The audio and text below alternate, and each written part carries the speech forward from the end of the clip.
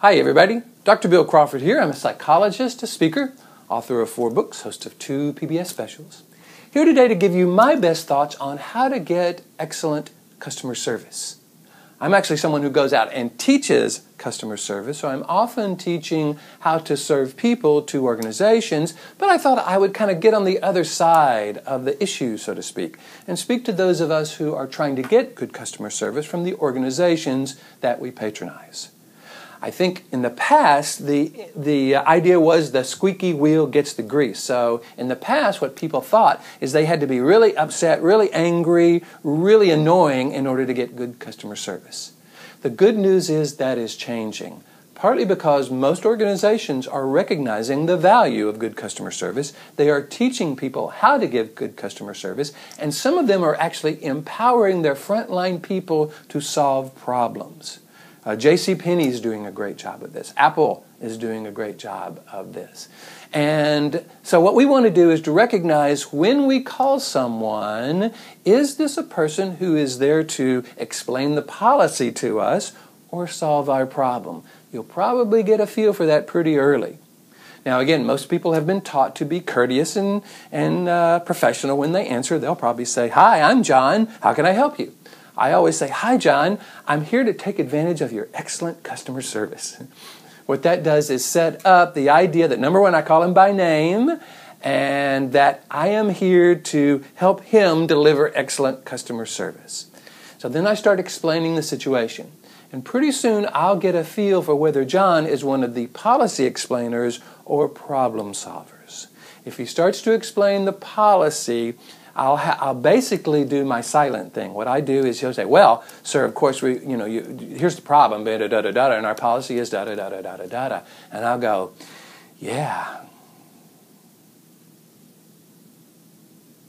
See, what they're expecting is for someone to start defending, "Well, yes, but blah, blah, blah, blah, blah, blah, blah," and then they come back, "Well, yes, sir, but you knew the policy, but..." But when you just kind of be silenced, they don't quite know what to do with that, so they often fill it with sometimes, "Well, let me see what I can do." And that's wonderful, because that's exactly what you want. But if you get a sense that this person is just going to explain policy to you and that is their job, you don't want to spend a lot of time with that person. Just say, "Thank you very much," and hang up. And then I would call back and immediately ask for a supervisor. Now, they don't want to send you to their supervisor right away because they've been trained to try to keep that from happening. Otherwise, their supervisor would just be swamped with calls. But now you know that their frontline people are policy people, not problem-solving people. And so their supervisor may be more motivated to solve your problem. The key is you don't want the frontline person explaining to the supervisor what your problem is. Number one, they may not get it right. Number two, they will explain it from their perspective, and the supervisor will now be set up to either solve your problem and not support the frontline person, or support the frontline person and not solve your problem. So you want to be the person that explains this to the supervisor or the person up the ladder. This happened to me the other day when I was booking a hotel in New York for my family. My wife and I made a mistake, and we booked 2 non-refundable stays. So when I discovered this had happened, I called the hotel and actually talked to someone in finance, and she was very helpful. She said, "Oh yes, it is going to be a challenge, but I think we can help. Have this third-party booking agency call us, and we'll try to figure it out." So I did. I called the third-party booking agency. They started explaining the policy to me. I went, "Yes, I understand the policy. I'm looking for you and your excellent customer service to help me here." So they said, "Let me call the hotel." Well, they just called the front desk or somebody, maybe even a customer representative, but they didn't call the person that I asked them to call. And this person said, "Well, gee, sorry, there's nothing we can do. It's a policy." See, they were explaining the policy to the person who was explaining the policy to me.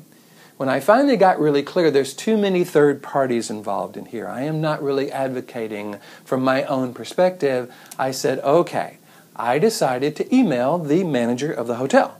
Googled his name, found his email, explained the situation to him in a way that it would be good for him to solve the problem. And here's what I did. I said, "Hello, Mr. So-and-so, my name is Bill Crawford. My family and I are looking forward to spending a wonderful stay at your hotel. I do have an issue, and I'm hoping you can help me with. You see, I am a senior reviewer on TripAdvisor, lets them know that I'm going to post a review, and I'm looking forward to posting a wonderful review. But I have this problem. I have accidentally booked 2 hotel rooms for the same night, for the same situation, and I'm hoping you can help me. They are non-refundable. However, I would love to take advantage of one of them and have the other one canceled if you could help me. So I went on to explain the situation, and he wrote back immediately saying, absolutely, Mr. Crawford, we are looking forward to having you. Let me get with my people, and we'll resolve this right away. You see, people up the ladder are more motivated to solve your problem. They're invested in how the property or the business is seen online. They're very sensitive to reviews. So notice I didn't threaten a negative review. I promised a positive review. The idea of connecting with people from a positive perspective versus a negative one is very important. Because even if you're just talking with someone who's on the front line, if they sense you're not one of these people that are going to just rag on them and make them feel terrible, but you're someone positive or pleasant to talk to, they're going to be more motivated to try to help. So what I'm encouraging you to do is to begin to see a customer service problem as something where the solution is going to be good for the business as well as for you. Present your issue that way. See if you're talking to a policy person or a problem solver, and then move up the line until you finally get to a problem solver. I hope this has been helpful. I try to keep these videos short. By the way, if you want me to come to your organization and do a presentation on customer service, I would love to do that. If you would like to work with me as a life coach on other issues around confidence and career or depression or other issues like that, feel free to go to my website, billcrawfordphd.com, hit the contact button, and I will look forward to discussing this with you.